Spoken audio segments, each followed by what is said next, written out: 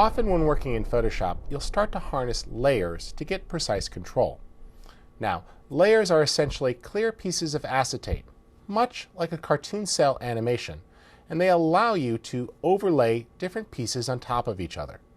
We're going to explore layers in much greater depth throughout the lessons, but I wanted to give you a quick introduction because it'll serve as a basis for future learning. Here we have an image and it looks pretty okay. You see here blue sky and 3 different colors rock. Well, let's go to the layers panel here where you see several layers being combined, and I'm going to turn these off.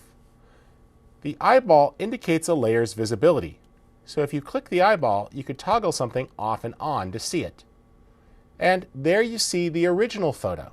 Now, it's fine, but it lacks some of the vibrancy and saturation as well as contrast that the fixed image contains.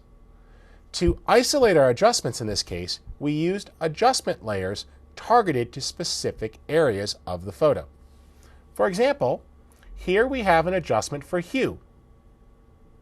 If I want to see the layers a little more visibly, I could just drag that over to make room. Here's a hue adjustment being applied to those rocks. And you see that it's isolated because of a mask attached. To create these masks, we basically make a selection and then apply an adjustment. You're going to learn all about selections and masking in later lessons, but notice that this layer is a hue saturation layer, and the white area indicates that it's only being applied to this area of the image, which equates to the rocky region. Similarly, we have another hue adjustment applied to the next layer of rock.